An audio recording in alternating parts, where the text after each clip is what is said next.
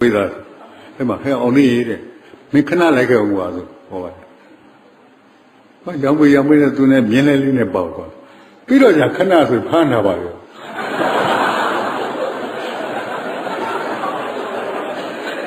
所以讲，我知道这弄没弄，那一点，白露露比如八多来点没得包，八多人家那个嘛啊。所以是把这些要不然嘛，看见西游木的话，看来对的啦，没，包对的没得，没得看见你木没。那时候没讲了，哎嘛，第一个那个毕业开讲了，哎呀，第二个我第一个我再比，我们是把这再比，今天我们中啊，起来这单哈，他妈你的苦。讲来搞比，没得跟他对没讲啊，朝年家呢，妈没得。哎嘛，表这个叫做，到你一边比，包括因此啊，到后来才要了，然后多都没有了，到你一边比，到你嘛要来哦，哎嘛真嘛，俺那可能那嘛就是那个回答谁跟谁搞嘛，回答就出来嘛，俺那等俺嘛这样来说的回答，哎嘛还熬夜的，没看那来个我子，好吧。我养不的都那面来里那包括，比如讲看那是盘他吧哟。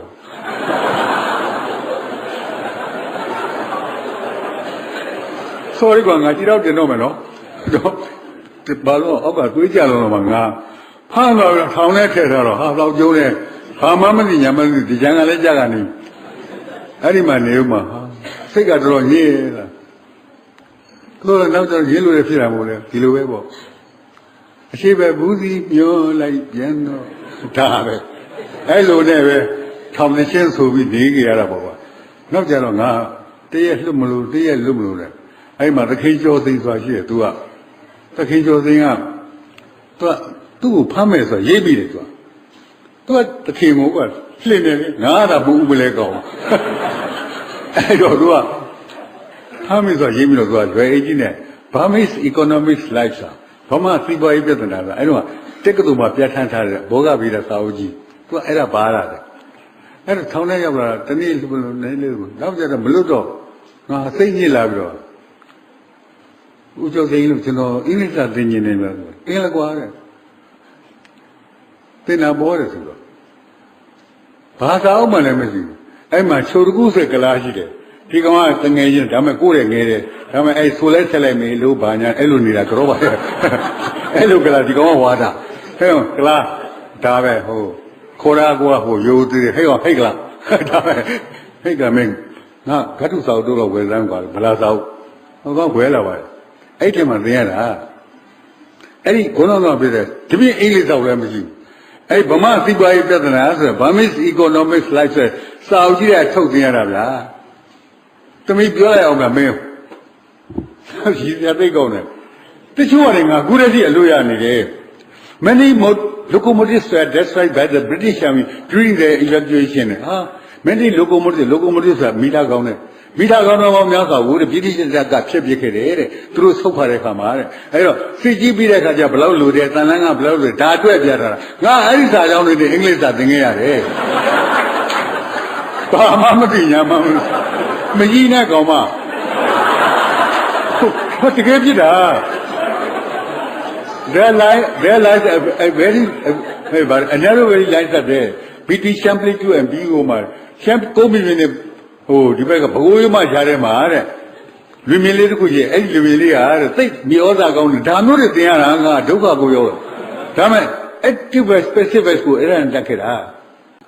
ထောင်ထဲမှာတော့ကတော့ကွာတဲထောင်ဖောက်ခဲ့စံကပရမသုစရဲ့စာပေါ့ငါပရမသုစရဲ့စာကိုကတဲထောင်ဖောက်ခဲ့စံကတကယ်ဖောက်ပြီးခဲ့တာပါဖောက်ပြီးခဲ့တာအဲ့တော့ကငယ်တာဟုတ်စွန်စားဝင်တာပါလူကြကြောက်တယ်ဗျာထောင်ထဲမှာနေတော့ထောင်မှာ main gate ဆိုတဲ့ဘူးဘွားလို့ခေါ်တယ်နည်းနည်းပြောရမလို့ဘာရဖို့ပေါ့ကွာစွတ်ပြောမှာငါမင်းတို့သာပေဟောပြောပဲဘာရလို့မင်းတွတ်မနေနဲ့ငါပြောတဲ့ထက်ကနေမင်းတို့နိဗ္ဗာန်ရောက်ကြပါကြမပါမှာတိတ်မျောလည်းမထားနဲ့ ငါသမီးအစာရေလျှောက်ပြောမှာအဲ့ဒါမင်းသိမျောလေးနဲ့ဟုတ်လား you should not expect too much ပေါ့ဒါအများကြီးသိမျောလေးမထားနဲ့ငါစီရနေပြောအဲ့မှကွာထောင်ဘူးဝရှိဘူးဝဆိုမိတ်ကိတ်ကြီးပေါ့တောင်15မိနစ်တခါခောက်အားလုံးကောင်းကြရလားအဲ့မှာနမတေနောအားလုံးကောင်းတယ်နမတေနောအားလုံးကောင်းတယ်နောတော့ဝိထောင်အားလုံးကောင်းပါတော့ဗျာနမငါအဲ့တောင်အားလုံးကောင်းတယ်15မိနစ်တခါဟောသိစိတ်ရေးဖို့ကောင်းတယ်အဲ့တော့တနေ့မှကြတော့ဟိုဘက်တို့က biggest ပေါ့ကွာဟိုနိုင်ငံရေးသမားတွေပေါ့ဟိုဘက်က convict ဆိုခေါ်တဲ့ရာဇဝမှုတွေမှာကြားတဲ့ကောင်းတဲ့ဘိုင်တို့ကဘိုင်နေရတာတော့ဒီတော့ဟိုကောဘယ်လိုသိရင်တော့ဘာထားအောင်လဲအားလုံးကောင်းကြလားအားလုံးကောင်းပါခင်ဗျာတော့ဒီတော့အဲ့ရဒီကောင်ဘာထားအောင်အားလုံးတယောက်မှမကောင်းဘူးလေတယောက်မှမကောင်းလို့ထောင်ထဲရောက်တာ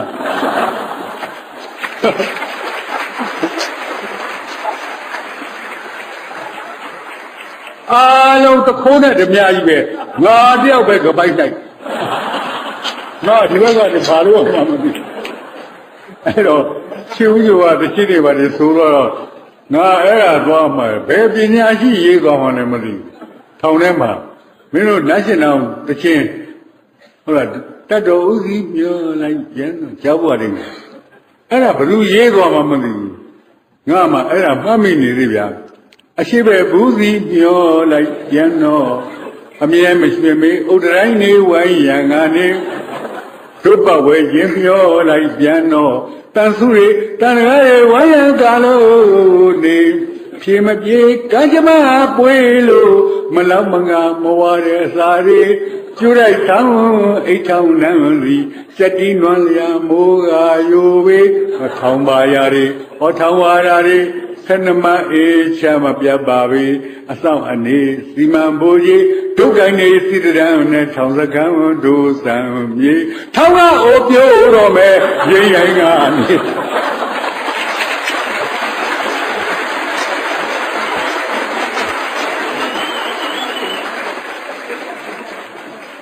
ပြေအောင်နဲ့မင်းတို့လက်ဖို့စွတ်ကြည့်မနေနဲ့ဘာမှလည်းမသိတော်တယ်တော့မင်းဘာအရင်တော့မင်းဟုတ်ဘာမှမဟုတ်နဲ့ငါဖတ်တာငါပြောတာပျော်လို့ပြောတာဟိုအရင်တော့အဂိယတိတ်ဝါဒနာပါတဲ့လူတယောက်ရှိတယ်ရှိတဲ့အခါကျသူကအဂိယထိုးအောက်မှာတော်ကြကြရင်ဒီရွှေထည့်ထိုးတော့သမီးလေးဘေးရက်ခွက်ကနှခမ်းလေးကြိုက်လိုက်ထည့်ရွှေထည့်ထိုးလိုက်ပြီးလိုက်လို့ရှိရင်အဲ့ဒါလေးကြည့်လိုက်ရေထွက်ပါဇက်ထဲငုံထားလိုက်ဟာပြောင်းလားပလောင်လားဘာကြည့်ပေါ့ကွာလှုပ်နေတဲ့ဥစ္စာအဲ့ဒါကြတော့မိမသိစိတ်နေတယ်ကိုဘသူသမင်းစားမယ်တော့ကိုပိုင်းကိုရင်းအေးလာမလားမဲသမင်းစားမလို့ပါဆိုတော့အေးလာခဲ့မယ်လာခဲ့မယ်ဟိုအတူကြည့်သူ့ကိုတော့ဓာတ်လုံးကြည့်တာပြီးလို့ရှိရင်ကြောက်ကဓာတ်လုံးလေးပါဇက်ထဲငုံပြီးထက်တာပြီးတော့မှခဏသမင်းစားပြီးဓာတ်လုံးပါဇက်ထဲပြန်ကုန်အဲ့ဒါအဲ့ဒီအယူဒီတိုင်းပေါ့ကွာဒါကတော့အဲ့မှတက်လာတဲ့ခါကျကိုယ်နဲ့သမင်းစားမလို့ပါဆိုအေးလာပြီးဟာလာကိုယ်နဲ့လာလို့ဆိုဟိုကအိမ်ဒီဘောတေကပေါ်တက်ဒီမိတ်လာပါဆိုမှဟာကိုယ်နဲ့လာပါဆိုမှပဲဒီမှာငါရောက်နေဟာဘယ်ရတော့တော့ဒီမှာလေးငါပြောဟာဘယ်ရတော့လို့ဆိုတယ်ဆိုတကားကြတဲ့တန်ကြီးပါလေဒီမှာငါဒီမှာရှက်နေမမြင်ဘူးလားဆိုဘယ်ရရောက်တော့မမြင်လို့မလို့မပြောတော့ဘယ်ရတုတ်လို့ဆိုကြတော့အဲ့မှာနင်းငါ့ကိုတပည့်မမြင်ဘူးလားမမြင်ဘူးလေဒါကြောင့်မလို့ပြောတာပေါ့လေဘယ်ရတာပြောတာပါညာအဲ့ဒီမှာဓာတ်လုံးကိုခါရနေတော့ဒုက္ခအောင်ပြီဆိုဒရင်မောက်ကနေခုံထွက်တယ်အောက်ပေါ်ရူပကြတော့မှပေစင်းဆိုနေငါမြင်လား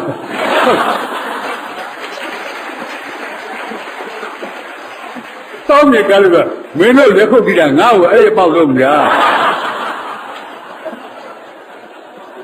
ပြီးလည်းပြီးတော့တေစင်းဆိုမြင်လားပဲဆိုတော့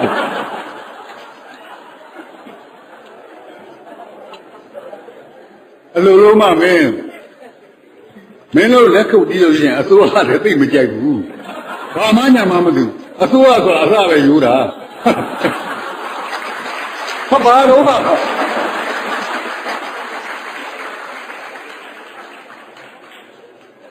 အဲ့တော့မင်းတို့ခေါင်းကခြေဦးကျပြောသွားတယ်အကြည့်တော့ပြောသွားတယ်ဒီစရာတွေသိကောင်းပါတယ်နော် ဒါမှအောင်သိန်းကမောစရာပြောတော့လောကကြီးမှာရည်စရာရဲ့နောက်ကမောစရာပါလိမ့်ရှိတယ်နားလဲတယ်နော်သုတ်တန်ဒေသနာကိုအဘိဓမ္မာနဲ့အဆုံးသတ်ရတယ်ဆိုလို့ပေါ့အဲ့ဒါကြောင့်မလို့ဒကာဓမ္မတို့ရင်နိဗ္ဗာန်သို့ရန်လည်းညာတယ်ဝိဒ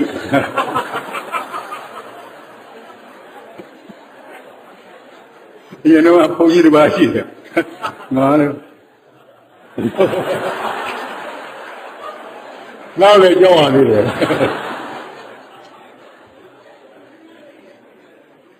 တန်မြာခုနကပြောတဲ့ဟောပေါ့ရန်တဲတန်ခေါ်တာပေါ့အဲဘုန်းကြီးတစ်ပါးရန်တဲဟောဒကာကြီးတော့ကတော့စောင့်နေကန်တာဘာမှလည်းလို့မရဘူးတော့ဒီချမ်းအဲ့တော့စင်မောနေချမ်းတန်မြာကြီးမှလည်းတဝဲလေလေဩတန်မြာကြီးမှလည်းတဝဲလေလေဘိုးဒကာကြီးကခမည်းလဲကျုပ်ရောက်ခမဖြစ်ခဲ့ဘူးတာပဲကျုပ်လည်းခမည်းသမိတ်ဖြစ်ခဲ့ဘူးတာပဲသူကပြေးတော့မပါဘူး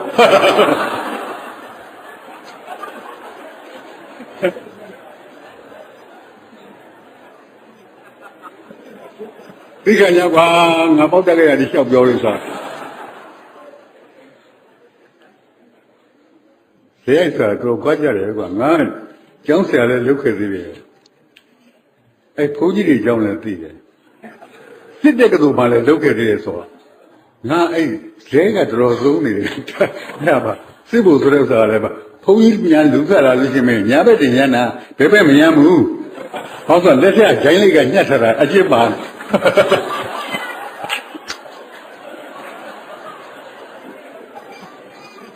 အဲ့စစ်ဖို့များလဲဒီလိုလမ်းလျှောက်လို့ရှိရင်စစ်ဖို့လူတွေများလမ်းလျှောက်လို့ညာဘက်ကဒီလိုသွားတာဘယ်ဘက်ကသိမရဘူးဟောဆို6လုံးမျိုးဆုံးလွှဲတာအကျင့်ပါနေတာခါမှတော့မိပြောင်းတော့မရှိတော့ဘူးအဲ့လိုပေါ့နော်ဘုန်းကြီးပြည်ရစုပြီးရုပ်သိမ်းထောင်တယ်ကျောင်းနောက်လည်းကြောက်တရားတွေရုပ်သိမ်းထောင်တော့အပြူလိုထွက်လာအပြူလိုထွက်လာခါကျစင်တိုင်တယ်လို့ခေါ်တယ်မင်္ဂလာရေမာသမနိုင်လေး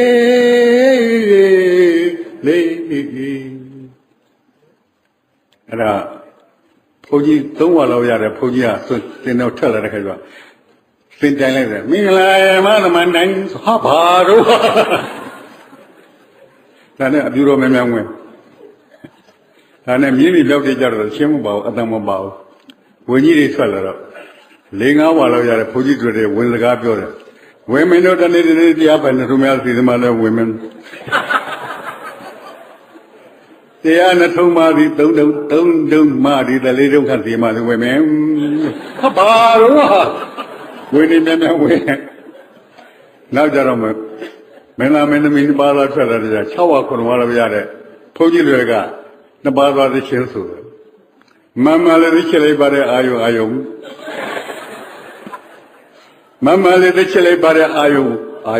ရွှေမြင့်မိုးတောင်လုံးတုံးမှပါလို့တခုံးလေးဒီတုံးမှပါလို့တခုံး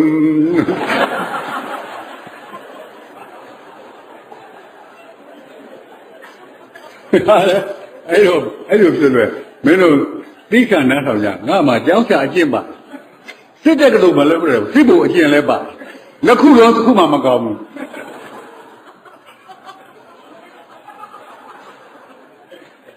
အဲ့မှာစစ်ဖို့နဲ့ကျောင်းဆရာမနဲ့ရားတော့မိမကိုစစ်ဖို့ပြောတယ်သမီးသားမယ်အားလုံးအသိပြင်ပြည့်ဖို့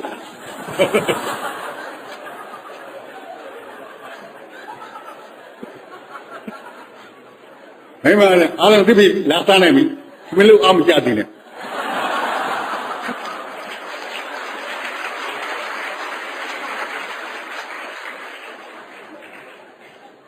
ငါအိမ်သားတဲ့မဲ့ရေတို့ဆက်ကိုတို့အသိမြင်တာအသိမြင်တဲ့မှုမိမလည်းအိမ်မလားလာပြီအိမ်သားတဲ့နိုင်ပြီနောက်ကိုအိမ်သားတဲ့ကျန်လည်းချောင်းထောင်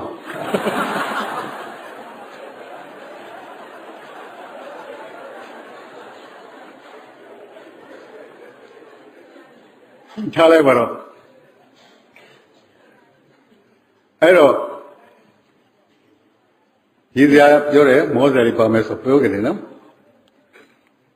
တို့နည်းနည်းပိုင်းကပြောအောင်ကြီးကြမောကြပြောလို့ပါပေါ့နော်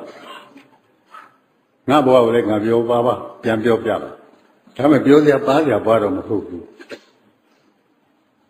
မင်းတို့ပြန်ပြပါအဲ့ဒီမှာထောင်ထဲမှာရောက်ခဲ့တဲ့ဥစ္စာတို့တိုင်းပြည်ကအင်မတန်ကိုကြောတော်ပါလုပ်ကြတယ်ဒါကြောင့်မလို့တိုင်းပြည်ကလွတ်လပ်ရတဲ့ခါကျတော့ကမှုရှုတို့နဲ့ဟိုဝါဒလို့ဒီဝါဒလို့နဲ့ပညာတပိုင်းတစ်ဆိုင်နဲ့ထင်ရဆိုင်ရတဲ့လူငယ်တွေရဲ့လက်ထက်ကိုရောက်ကြတယ်လွတ်လပ်ရေး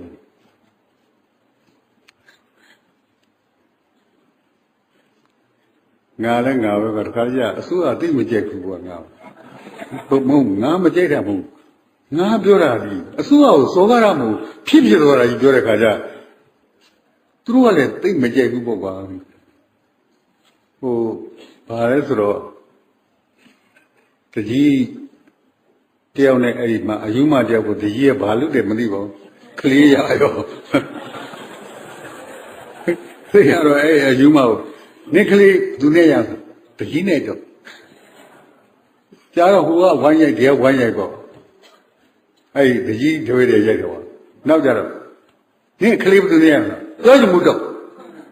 ပြောစမ်းမှာဘယ်သူနဲ့ရလဲပြောချင်မှုလို့ဘာလို့မလဲတော့တော်ရွာမှန်တာပြောရိုက်တယ်တော့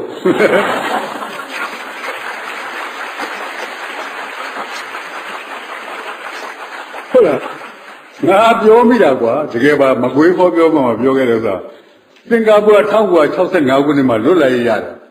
အဲ့မှာလီကွမ်ရွာအဲ့ဒီမှာဝင်းကြီးရုပ်ပေါ့လီကွမ်ရွာမြင်းငယ်လေးတွေပြောတာစင်တော်တို့ကလာမဲ့အနှစ်20မှာဗမာပြည်ကိုမိအောင်ကြိုးစားမယ်ပြောတော့ပြောတော့ထားလိုက်ပါတော့အဲ့ဒါသူ့တိုင်းထားတယ်ပေါ့ငါပြောတယ်သူတို့ကစင်ကာပူကအိန္ဒိယနိုင်ငံမို့လားလို့အားနာတယ်သူတို့ဗမာဆိုအားနာရတော့သူမိအောင်ရှင်းပေးလိုက်ပါတယ်အဲ့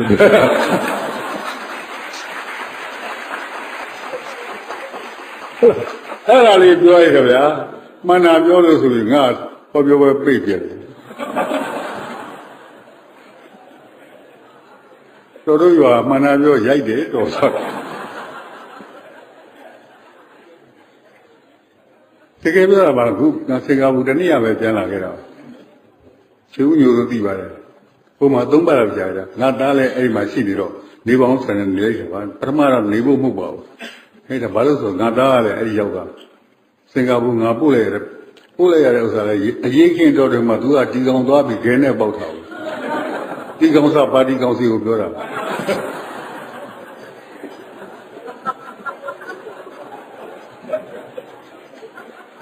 ပြီးလဲပြီးရော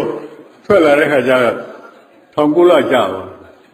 မင်းဖြေလဲအောင်မပုတ်ပါဘူးသွားကွာဆိုမရှိပဲပတ်စံလေးတွေပဲတော့ဟိုမှာစင်ကာပူမှာရောက်လာမချမ်းသာပါဘူးဒီလိုပဲလုံးလည်းပတ်စံနေပါမဆိုးပါဘူးသူ့ဟာနဲ့သူစားနေတာပေါ့ချားပါတော့ငါလည်းပေါက်တက်ကြရည်ချောက်ပြောတယ်ကွာဟောတော့ကဆက်ပြောကောင်းအောင်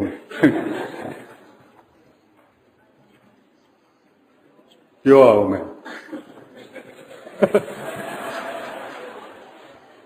ငါဖေရ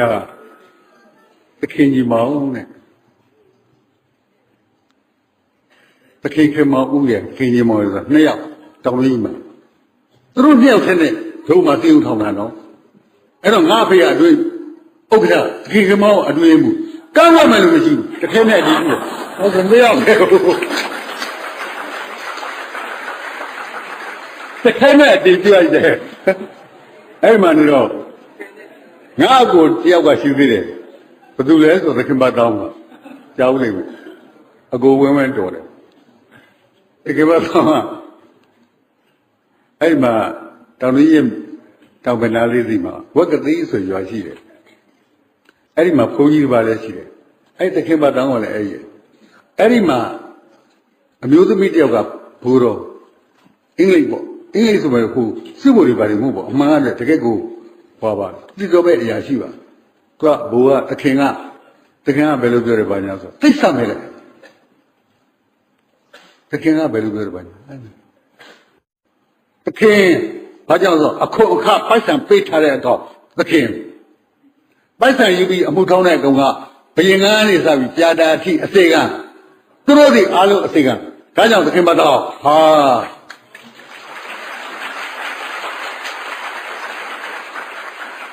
သူ့ဒီမနေတော့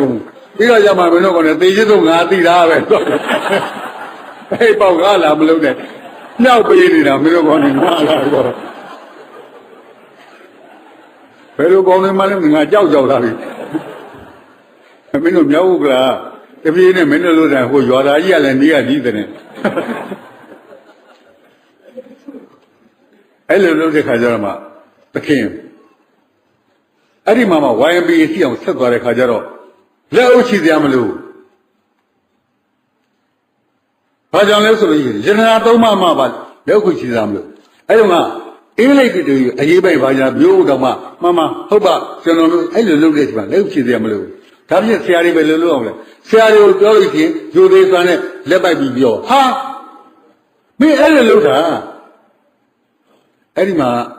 ဟင်္ဒရာမှာငါပြောလိုက်တဲ့စကားနည်းနည်းလက်လွန်သွားတယ်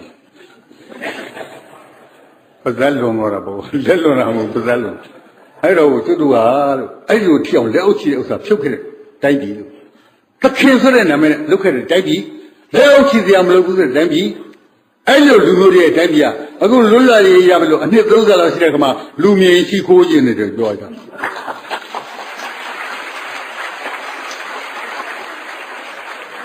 မိကိုပိတ်ကြည့်ရောဟာဒီမိပိတ်ကြတာတကယ်ကငါဒီတိုင်းပဲကြောင်တော်ထိုင်းရတယ်အဲ့မှာအခမ်းအနားမှုကောက်လဲကုန်းနဲ့တက်လာဆရာကြီးများလုံးနေများလုံးအေးငါရှုပ်မယ်ကွာလို့မိပြန်ဖွင့်လိုက်လို့မဟုတ်တာမနာပြောရိုက်တယ်တော်ဆိုလို့တို့ကမနာပြောရိုက်တယ်တော်ဟုတ်လားတို့ရောမနာပြောရိုက်တယ်ဟုတ်ငါတကယ်ပြောတာပါကိုယ်စိတ်ကိုမနဲ့ရှိရမှာပေါ့မဟုတ်ဘူးလားဘာလို့လဲဥချီရမှာအာနာပါလေဒါမှပြောမှာ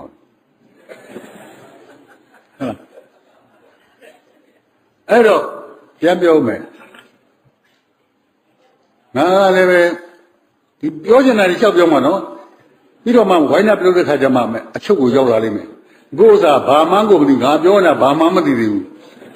ဘာဥဒေမှကိုမင်းတို့မသိသေးဘူးဟုတ်တယ်မလားဟုတ်တယ်ငါလည်းမသိသေးဘူးတွေ့ရကြုံရသိရလျှောက်ပြောသွားမှာအဲ့ဒါနဲ့ကွာပြောအောင်မငါအဖေကအင်္ဂလိပ်ရောက်မထားဘူးကျွန်းစားဗမာကျောင်းပဲထားတယ်ဘာသိမှလဲကလေးတယောက်လေ9တန်း6တန်းလေအသက်9နှစ်10နှစ်လေဟုတ်လားမူလာတန်းကတော့ထားလိုက်တော့ပြီးပြီထားလိုက်တဲ့ခါကျဗမာကျောင်းပဲထားအင်္ဂလိပ်စာသင်မပြီးဘူးသင်တယ်တပတ်မှတစ်ခါတော့သင်မင်းမတက်လေရတယ်ဘာတက်လို့ဆို ABCD ရတယ်နောက်တစ်ခါလေစလွှဲပါလိမ့်ရောက်ရတယ်CAT ကကြောက်ကြဝင်နေဆိုဘယ်စိတ်ပေါ့ဒါလေးတော့ရတယ်ဒူးတို့ဓာတ်ဆိုမသိဘူးဟုတ်လားဒူးဓာတ်မင်းတို့နားလေ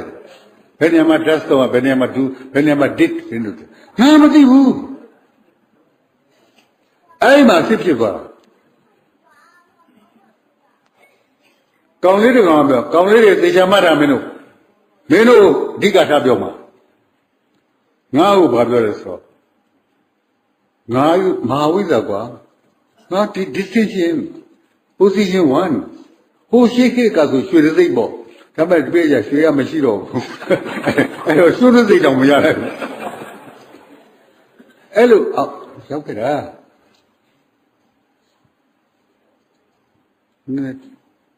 အခု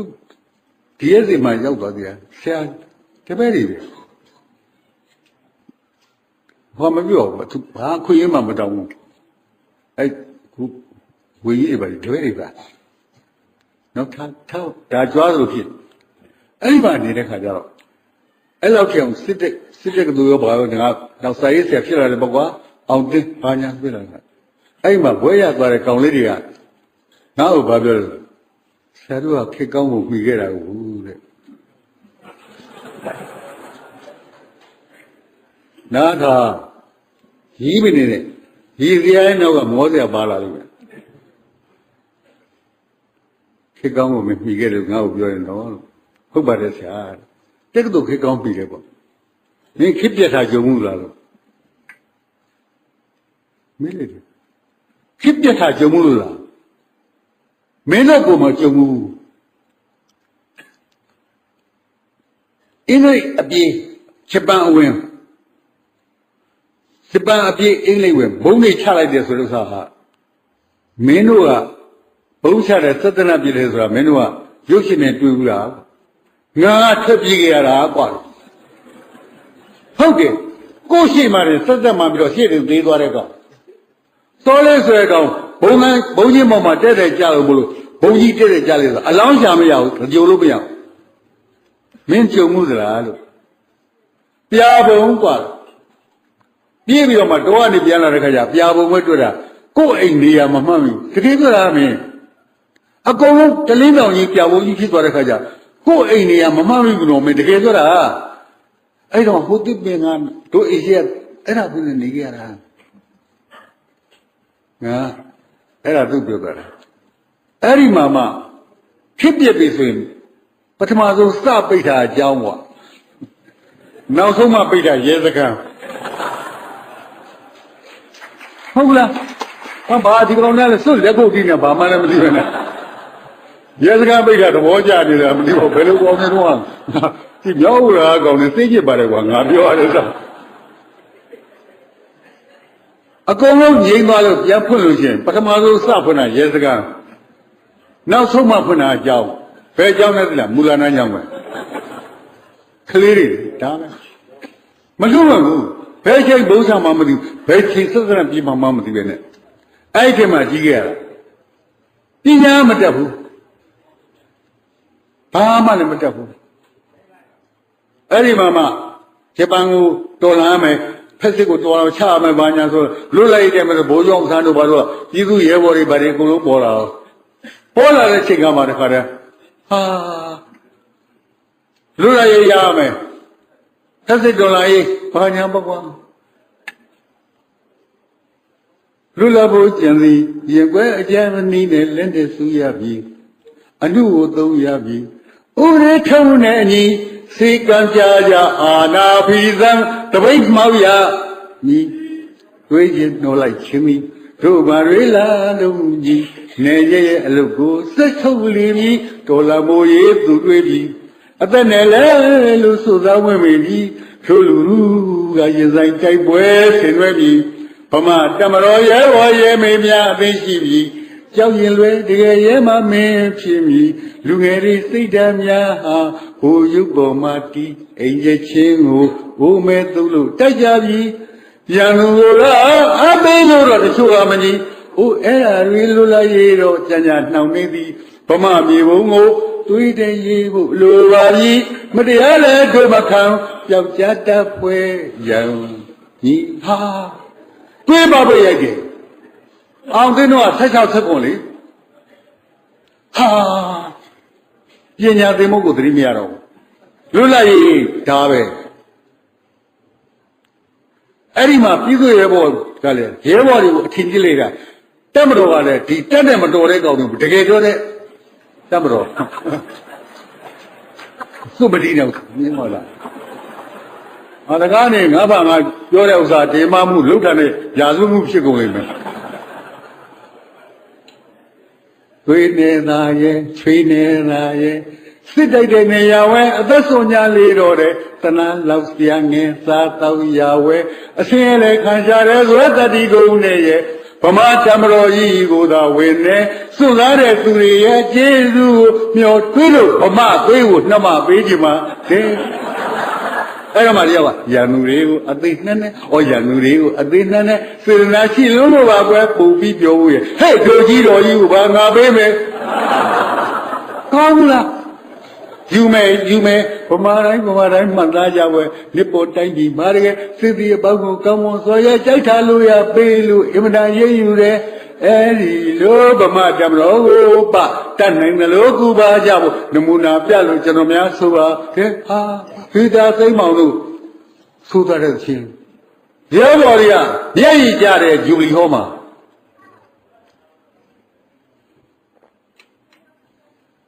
အဲ့တော့အောင်သိန်းတော့တမတော်သားသိအားကြတယ်အဲ့ဒီမှာပါသွားလိုက်တဲ့ခါကျတော့ပြည်သူရဲဘော်နောက်ကြတော့ငါ Socialist Party တဲ့ပါသွားတဲ့ခါကျတော့တော်ကပဲကွာဘယုတ်ဒုက္ခပေါ့ဘာမှလည်းသိကြမို့ကိုယ်ကလည်းသိနာတယ်မို့တကယ်ကြတဲ့ခါကျဒီဘာမှအခြေခံပညာအတွေးကိုသိမရှိဘဲနဲ့နိုင်ငံရေးတွေပါသွားတာသူ့လိုကောင်းနေမှာအဲ့ဒီအများကြီးပဲသူတိုင်းပြည်အဲ့လိုဖြစ်သွားတာဒီဗမာပြည်ကြီးမှာအစင်တန်းလို့ညဉ့်ညမ်းမှုတွေဖြစ်ပေါ်နေတာဟာသေချာစွာစဉ်းစားလိုက်ရင်ပညာအခြေခံနဲ့လို့သာပါတီတွေကွဲပြားအလွယ်လွယ်မှာဖြစ်ပေါ်နေတာဟာပညာမရှိလို့စိတ်နဲ့မမြင်ကြတာဝမ်းနည်းစရာယခုခေတ်ကြီးမှာတွေ့နေရတာကလေးတငယ်များမှာဗတ်စကားစပယ်ရာတရင်စားလျှောက်သီးဆေးပြားရေခဲရောင်းနေမိပဲတော့ဟာတကြောရောအော်ကားရောင်းနေရရှာရသမျှမြက်ကလေးများနဲ့ရောင်ရဲတင်းနေပြောရှင်ကပညာမရှိလို့အခုလိုဖြစ်ရတာဟာသူ့တိုင်းပြည်အဲ့လိုဖြစ်သွားတာရုပ်ပြကြလိုက်ချင်းအောင်သိန်းကတချင်းဆိုပြနေတယ်လို့ထင်လိမ့်မယ်ဒါပေမဲ့တမိုင်းကိုပြောနေတော့တချင်းနေဟုတ်ဘူးလားအဲ့လိုဟာတွေမှာငါပါတော့နောက်ဆုံးကရင်ကတော့ခုတရင်တစ်ကတော့ခု BCP ကလည်းသဝုံထအလံနေရလည်းသဝုံထအဲ့လိုကြားထဲမှာကိုပြောတော့အောင်သိန်းကအဲ့ချက်မှာပါပြီးရက်ကန်နဲ့ဘာနေကနေတော့ဖြစ်ပုံကိုပြောလိုက်အောင်မယ်ငါလည်းတမိုင်းနဲ့ပါရစ်တီနဲ့ဘာမှမသိပါဘူးကွာဘာမှလည်းအသုံးမကျပဲနဲ့ကွာသိလားဟဲ့ကောင်အဲ့တောင်ရင်းကြီးဖာသာပလာမှာငါစီဝဲမှုအမေဖာသာပလာအဖွဲ့အစည်းမှာစီဝဲမှုဆိုတော့အထင်မကြီးနဲ့စီဝဲမှုကြီးရှိတယ်ငါအောက်ကချာပရစီဘယ်အိမ်သွားလိုက်ဘယ်စာသွားပြလိုက်ဘယ်သွားဖိတ်ခေါ်အဲ့ဖိတ်စာယူသွားပါအဲ့ဒါဟာဒါမှငါမှမပုတ်လိုက်ပြီတိုင်းပြည်နဲ့လူမျိုးတွေအောင်သိန်းကကောင်းတော့ကောင်းမှာဘာကောင်းဆိုရှက်ဖို့ကောင်းတာပေါ့ဒ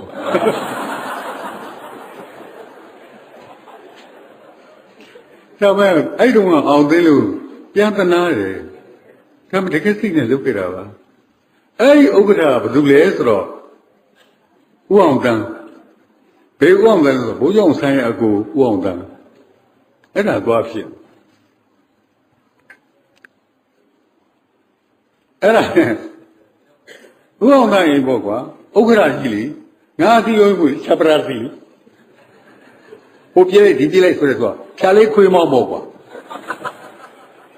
အဲ့မှာပြေးတော့နောက်ကြတာအောင်တိဒီမှာသမင်းစားသွားအဲ့မှာစားအဲ့ဦးအောင်တန်းရဲ့မိမဒေါခင်နုတယ်ငါမမနုလို့ခေါ်တယ်အဲ့ဒါသူ့အိမ်မှာပဲစားလိုက်သွားလိုက်ပြီးဒီလိုပဲနေရင်ကနေပြီးတော့ဘိုးကျောင်းဆန်းတို့လောက်ကြမှုကြီးဖြစ်ပါလေရောအဲ့တော့ဦးအောင်တန်းရဲ့အကိုအကြီးဆုံးဥပဝဲပါပါတယ်ညီဖြစ်တဲ့အောင်ဆန်းပါပါတယ်ဆိုတော့ဥပဝဲရဲ့ဇနီးကဒေါခင်စောတဲ့မင်းတို့ဒီဘာထဲမှာခုတည်းရှိပါတယ်ဘာလို့ University Avenue ပေါ့နော်တက္ကသိုလ်ရေးတာလမ်းတွေမှာ51D အဲ့မှာတော့သူကသွားအောင်သိမင်းဒီမှာနေလိုက်တဲ့ဟာနေရတာဗောဘာအနုလို့နဲ့အဲ့လိုနေရအဲ့ဒါနောက်ကြတော့သူတို့နဲ့ရက်ကန်နဲ့ပိုင်းကလို့ကွာနိုင်ငံရေးတဲ့ဘယ်လိုလုပ်ပြီးတော့ပါသွားလိုက်တယ်မသိပါဘူးပါသွားရင်ကနေပြီးတော့မှငါSocialist Party တဲ့ရောက်ပြီးတော့မှခရိုင်စီယိုမှုတွေပါဖြစ်လိုက်သေးတယ်ဗျာမင်းပေါ်သေးမလဲနေတဲ့ခရိုင်နေမဟုတ်ဘူးမင်းနောက်ဆုံးပဲကြတော့အဲ့မှာတရက်ကနေတော့ပြေးတဲ့ခါကျတော့အဲ့ရတရက်တော်တော့တရင်တစ်တော်သိမ့်ပြပြီးကွန်မြူနစ်ပါတီကသိမ့်ပြပြီးဒီနေ့မနေ့တုန်းကဖြစ်လိုက်တဲ့တရဟာတမိုင်းကြီးတစ်ခုကိုပြောင်းလဲသွားပြီအမေတခင်တန်းတွေ့မင်းကငါထောင်ထဲကကြားနေတာမှတ်မိတယ်အဲ့မှာပြောတဲ့ကကြတော့တောင်ကြီးပြန်ပြီးတော့ဘောဆိုအင်းစိန်ကတောင်ဘိုးလေးထက်ရောက်တော့ရန်ကုန်သွားလို့မရတော့တောင်ကြီးပြန်ပြီးတော့တောင်ကြီးမှာရောက်လဲရောအဲ့မှာတင်းမှာငါနဲ့ခုနှစ်တန်းမှတူတူလေးကောင်ခွေးသားစီကင်ဆွဲကောင်မှာခွေးသားလို့ဆက်လိုက်အောင်ငယ်တဲ့တငယ်ချင်းမှတည်းကလည်းဆဲတယ်ခွေးသားအဲ့မှာဟဲ့အောင်နေရတဲ့မင်းခဏလိုက်ခဲ့အောင်ကွာဆိုဟောပါမရောင်မေးတဲ့သူနဲ့မြင်းလေးနဲ့ပေါက်သွား ပြီးတော့じゃခဏဆိုဖမ်းတာပါလေ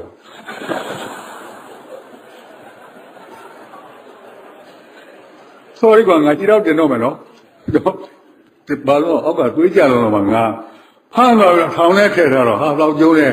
ဘာမှမသိညာမသိဒီကြံကလည်းကြာကနေအဲ့ဒီမှာနေဦးမှာစိတ်ကတော်တော်ညစ်လာတော့နောက်တော့ရင်းလို့ဖြစ်တာမို့လဲဒီလိုပဲပေါ့အရှိပဲဘူးစီပြောလိုက်ပြန်တော့ဒါပဲအဲ့လိုနဲ့ပဲထောင်နေချင်းဆိုပြီးနေကြရတာပေါ့ကွာနောက်ကြတော့ငါတရက်လွတ်မလို့တရက်လွတ်မလို့လေအဲ့မှာသခင်ကျော်သိန်းဆိုတာရှိတယ်သူကသခင်ကျော်သိန်းကသူ့ကိုဖမ်းမယ်ဆိုရေးပြီးတယ်သူကသခင်ကိုကလှင့်နေလေငါကပူမလဲကောင်းအဲ့တော့သူကဖမ်းမယ်ဆိုရေးပြီးတော့သူကလွယ်အေးကြီးနဲ့ Burmese Economics Life ဘာမှစီးပွားရေးပြဿနာလားအဲ့တော့တက်ကတူမှာပြဋ္ဌာန်းထားတဲ့ဘောဂဗီရစာအုပ်ကြီးသူကအဲ့ဒါပါလာတယ်အဲ့တော့ထောင်ထဲရောက်လာတနေ့လိုနည်းလေးကိုနောက်ကြတော့မလွတ်တော့ငါစိတ်ညစ်လာပြီးတော့ဦးကျော်သိန်းလို့ကျွန်တော်အင်္ဂလိပ်စာသင်နေတယ်လို့အင်းလကွာတဲ့သင်တာပေါ်တယ်ဆိုတော့ဘာသာအုပ်မှလည်းမရှိဘူးအဲ့မှာချိုတကူစက်ကလားရှိတယ်ဒီကောင်ကတငယ်ချင်းဒါမဲ့ကိုယ်ရဲ့ငယ်တယ်ဒါမဲ့အဲ့ဆိုလဲဆက်လိုက်မေလို့ဘာညာအဲ့လိုနေတာကြောပါအဲ့လိုကလားဒီကောင်ကဝါတာဟဲ့ကလားဒါပဲဟိုခေါ်ရာကိုကဟိုရိုးသေးတယ်ဟဲ့ကလားဒါပဲဟဲ့ကမင်းငါဂတ်ထုစာအုပ်တော့ဝယ်စမ်းပါဗလာစာအုပ်ဟိုကဝယ်လာပါအဲ့ထက်မှသင်ရတာအဲ့ဒီခေါင်းတော်ပြတဲ့ဒီပြင်းအင်္ဂလိပ်စာအုပ်လည်းမရှိဘူး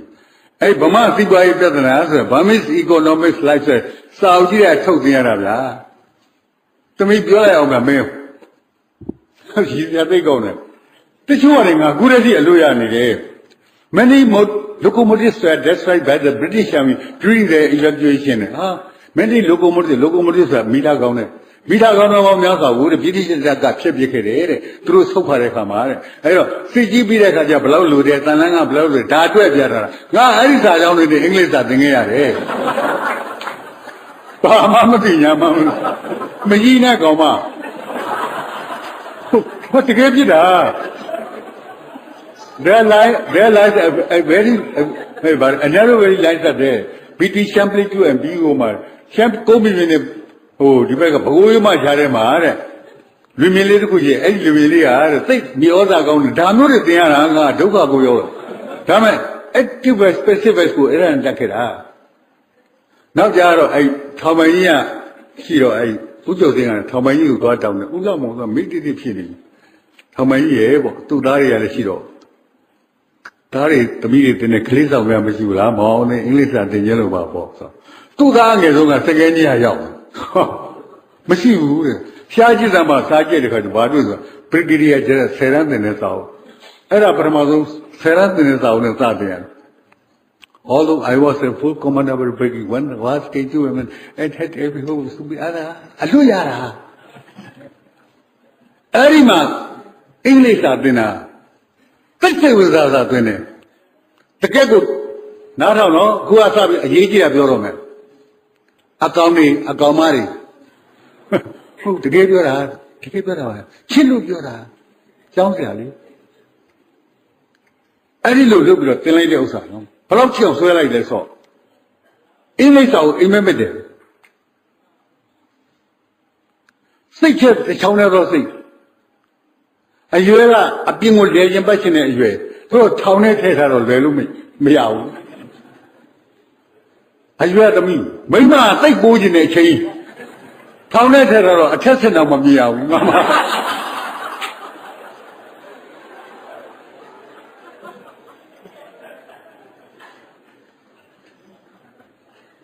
အဲ့ဒါနဲ့ပဲမကွေးထောင်ဘူးရောမကွေးထောင်ကြတော့လူတွေများတော့သိသိချင်းများဘူးအဲ့မဒါဓမ္မ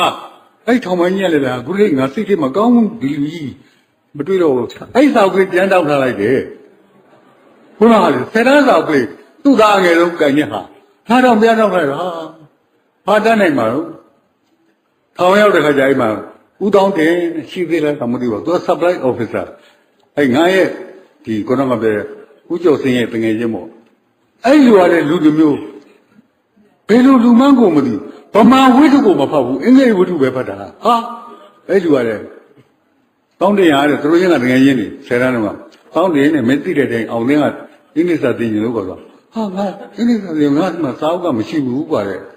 ဝိထုတွေဟောက်အမေမေလင်းနဲ့ဟိုကသူတို့ချင်းငယ်ရဆက်ရဆန်မင်းဝိထုကြီးတွေဒီကောင်းလေးသင်လို့ရမလားကွာသူကပြန်ရှာအောင်မယ်ဆိုတဲ့ခါကျရှာတော့မှဟိုးတစ်တယ်မှာကြိုးကြပိုးတော်နဲ့ကြိုက်တယ်မင်းခိုးတပီးပြန်ချိဆို1928ခုနှစ်ကဆယ်ရန်ပြထားခဲ့တဲ့စာအုပ်အဲ့ဒါလေးပါတော့အဲ့ဒါစစ်သင်ရတယ်နော်ငါဆယ်ရန်စာအုပ်ကြီးပဲနော်အဲ့ဒါနဲ့မကွေးထောင်မှာတကအဲ့ရတောင်လေးဆောင်ပြန်ပို့တော့လူကမရတော့ဘူးနောက်ဆုံးရပြေထောင်သွားဆိုပြေထောင်ပို့တော့ပြေထောင်မှာအကုန်လုံးသာရရတွေပါအကုန်လုံးဒီမှာစုပြီးတော့အကုန်လုံးတောင်လေးကတောင်လေးပေါ်တော့အကုန်လုံးစုနေပြေထောင်စုဖြစ်သွားတော့ပေါ့ပြေထောင်မှာသွားစုတာဆိုတော့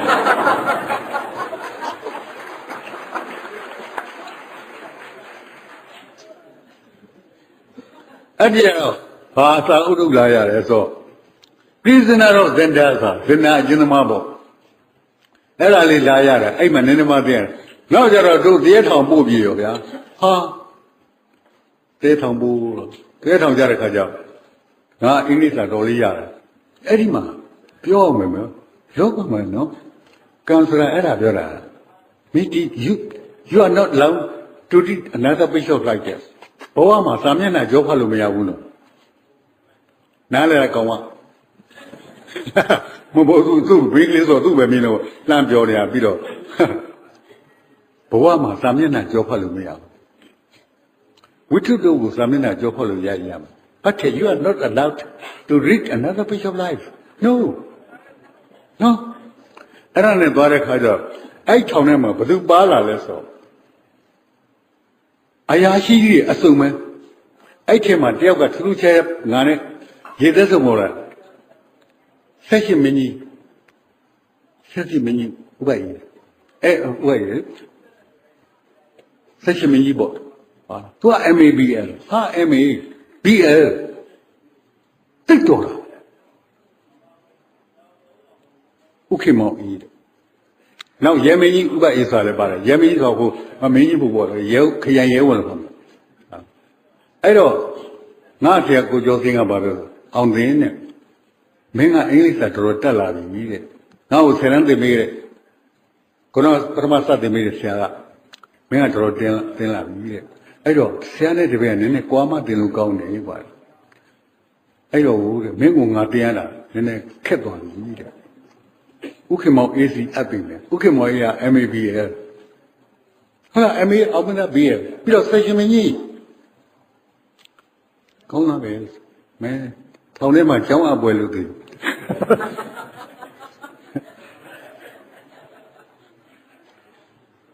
မောင်သိန်းကအင်္ဂလိပ်စာကျွန်တော်သင်ပြီးတယ်သူတော်လေးတက်ပါပြီတဲ့အဲ့တော့သူ့ကိုကျွန်တော်တင်တဲ့ဥစ္စာတဲ့ပိုးမြင့်သွားပြီတဲ့အင်္ဂလိပ်စာသူ့ကိုတင်ပေးစမ်းပါတဲ့ဆိုတော့ဥက္ကမောင်ကစဉ်းစားကြည့်တယ်တင်လို့ရမလားမရဘူးရန်ကဘယ်လိုကောင်းလဲပေါ့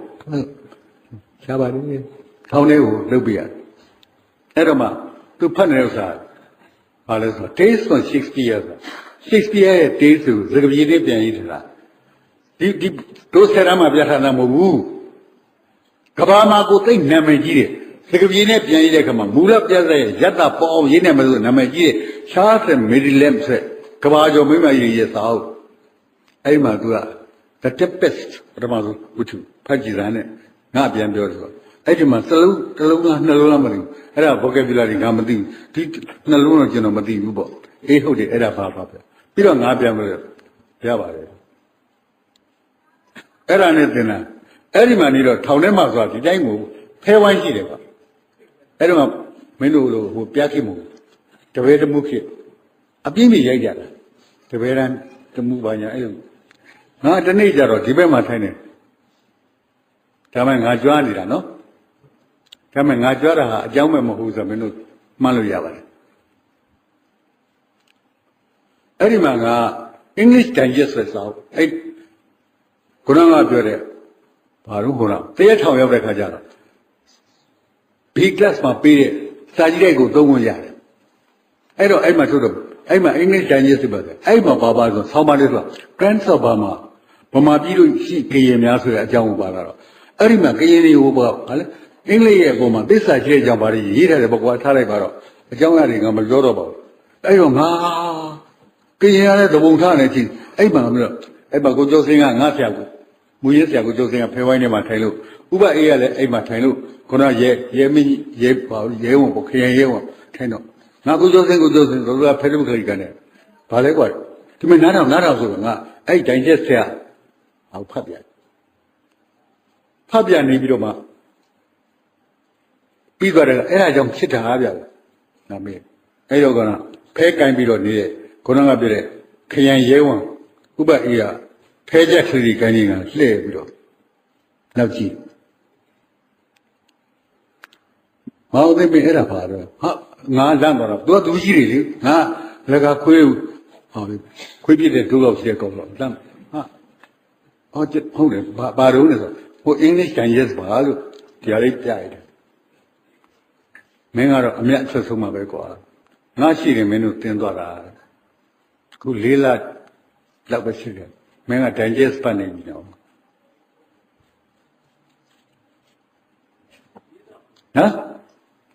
မင်းတို့ပြောချင်တာဘဝဆိုတာဘာလဲ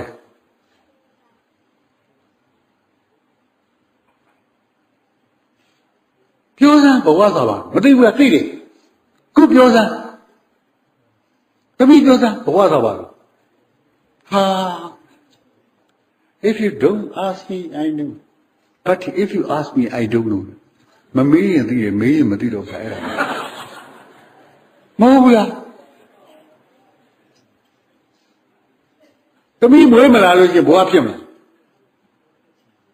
မွေးရဥဝဲခောက်သေးသွားလို့ရှိတော့အသေးလေးမွေးလာဘဝမဖြစ်ဘူး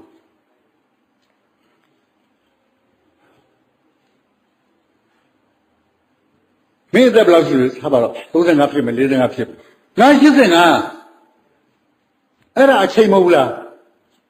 အချိန်မပါဘဲနဲ့ဘဝဖွဲ့လို့ရလား Life is made up of time ဘဝဆိုတာအချိန်နဲ့ဖွဲ့ထားတာမင်းဘဝကိုတမိုးလို့ရှိရင်တမိုးထားရင်အချိန်ကိုတမိုးထားပါမင်းအချိန်ကိုဘယ်လောက်တမိုးထားဘူးလဲငါသူများဖမ်းလို့ထောင်ထဲရောက်သွားတဲ့4-5လပြီလွတ်လိုက်တဲ့အချိန်ဟာငါဘဝကြီးတစ်ခုပြောင်းသွားတယ်အဲ့ဒီအချိန်ပဲနားလေလားအကောင်လေးတွေကောင်မလေးတွေသတိထားအဲ့ဒီကတင်လိုက်တဲ့ဥစ္စာဘယ်လောက်ဖြစ်သွားလဲရှင်တို့ဒီမှာအပြင်ထောင်ကိုဖောက်ပြီးထွက်ပြေးတာအောင်သိန်းတတိမဆိုးဘူးခုကြတော့မကောင်းတော့ဘဝမှာကြီးလာလေတတိနဲလေပဲငယ်မှာကိုတတိကောင်းတော့ကြီးလာရင်တတိမကောင်းတော့တဏှာ16လဲနဲ့မိစ္ဆာကြီးလေးလုံးကြားတဲ့ကနေထွက်ခဲ့တဲ့အောင်သိန်းတော့ပေါ်သေးသေးမဖြစ်နဲ့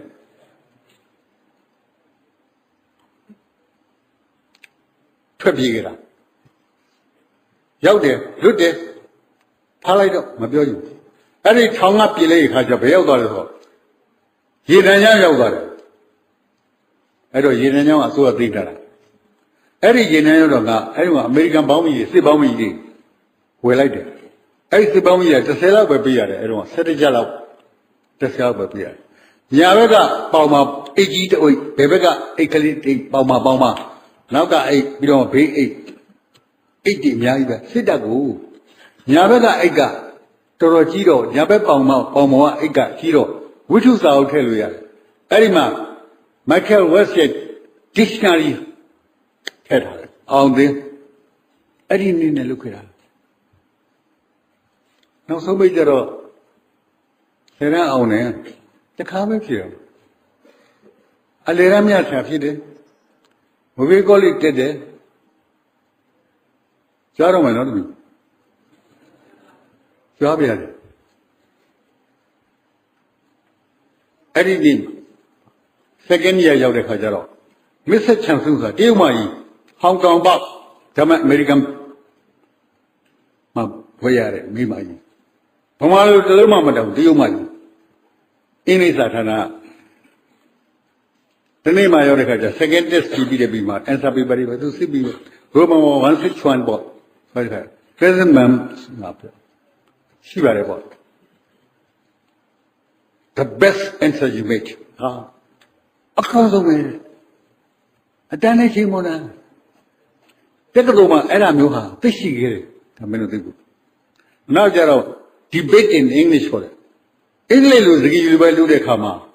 ငါ best speaker ရခဲ့တယ်နော်မင်းထောင်နဲ့တင်ခဲ့တဲ့အကောင်အဲ့ဒီအရင်ကဟာပြောလိုက်အောင်မယ်နည်းနည်းသိခံနော်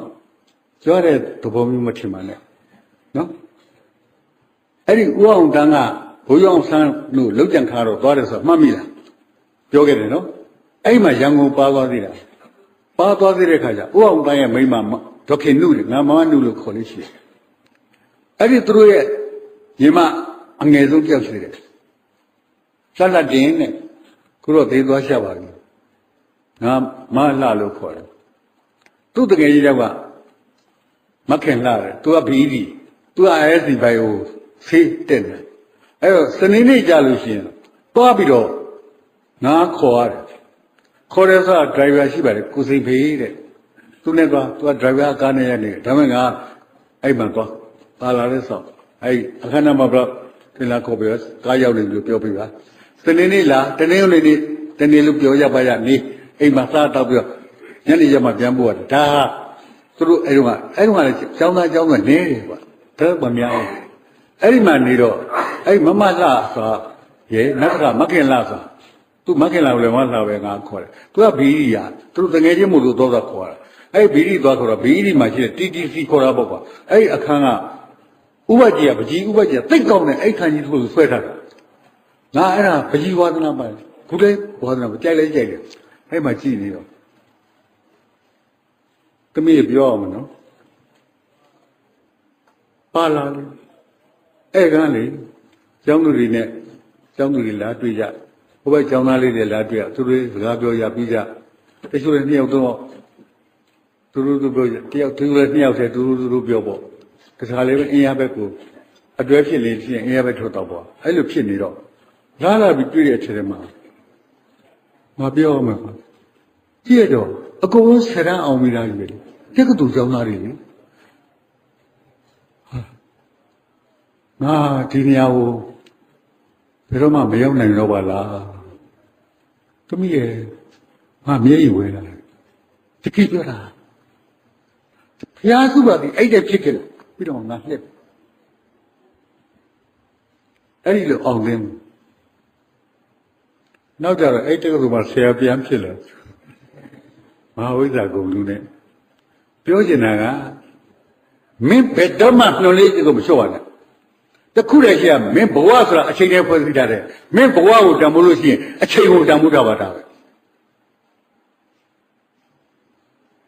မင်းအချိန်ကိုတန်ဖိုးမထားလို့ရှိရင်ဘဝတွေလကားဘဝ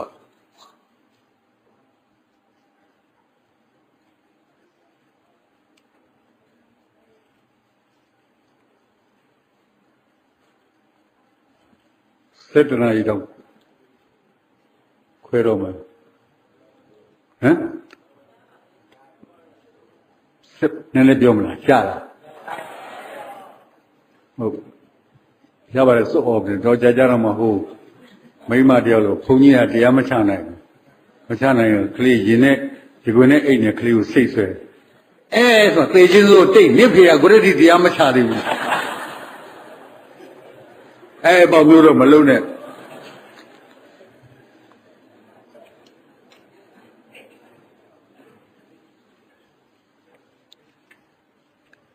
အဲ့တော့ဒီလိုကနိုင်ငံရေးလောကထဲမှာလည်းတော့ကျင်လဲခဲ့တယ်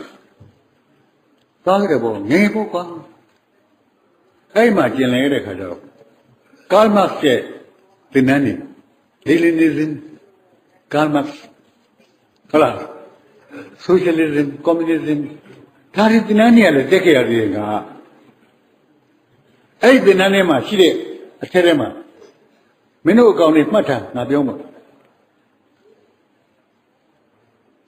ခုတည်းချိ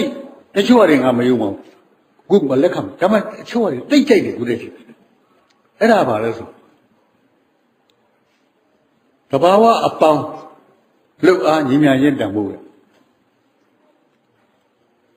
အင်္ဂလိပ်ဆို nature plus labor power is equal to value equation ကိန်းနာလေးသမီးရဲ့ဘာဝအပေါင်း လုပ်အားညီမြချင်းတန်ဖို့ပြန်ပြောတာတဘာဝအပေါင်းလုပ်အားညီမြချင်းတန်ဖို့တဲ့မင်းတဘာဝဟာဥမာကိုမြေကြီးအောင်မှမဲဒီနေရာမြေကြီးအောင်မှရင်နာမရှိဘူးထင်လားရှိနိုင်တယ်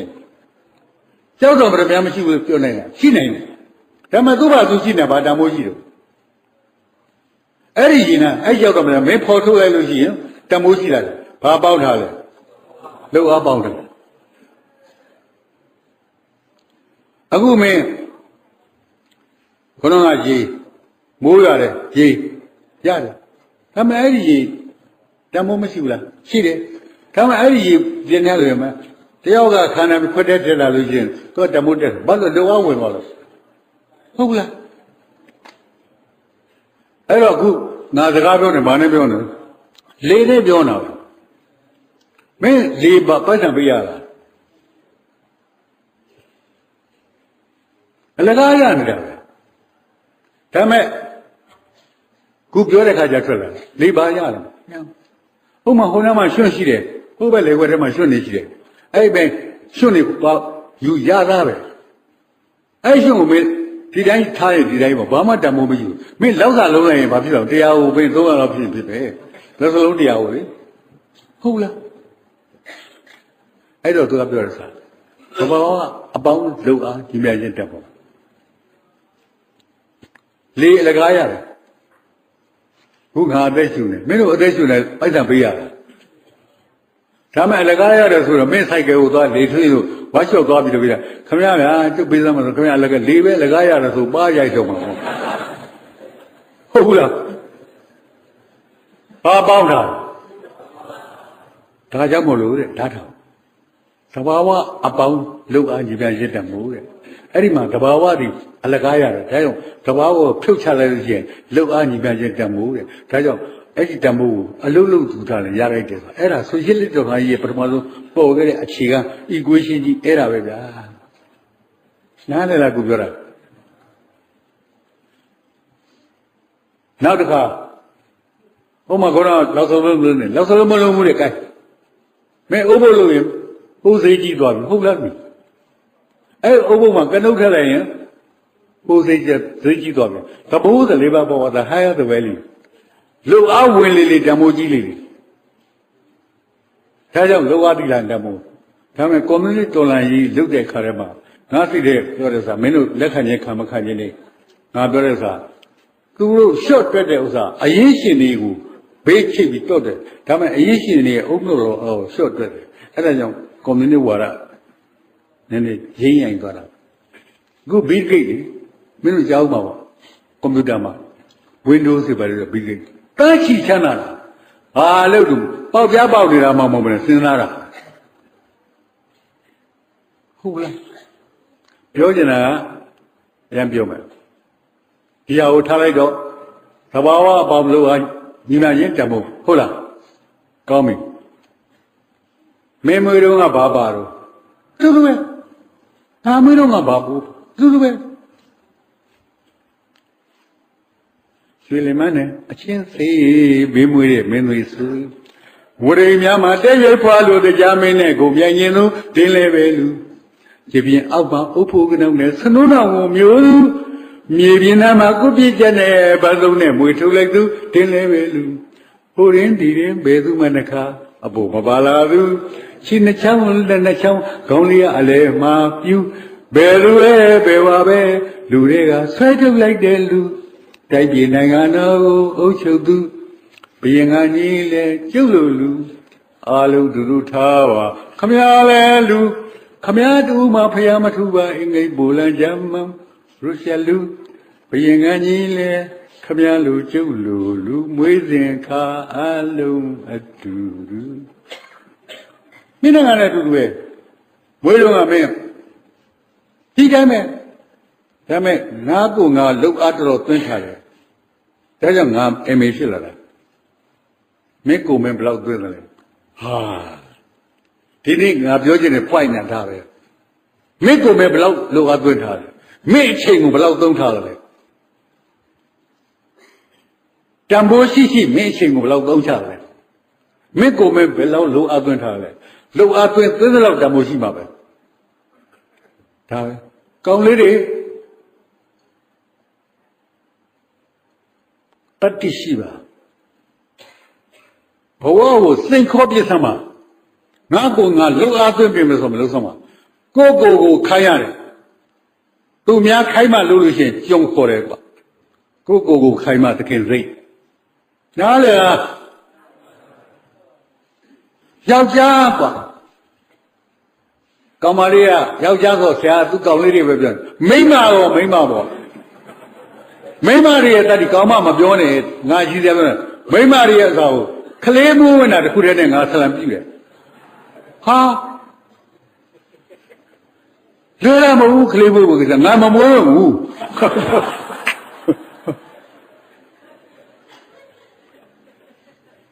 ဆက်သွားတော့မယ်နော်ခုဆက်တဲ့ခွဲသွားပြီ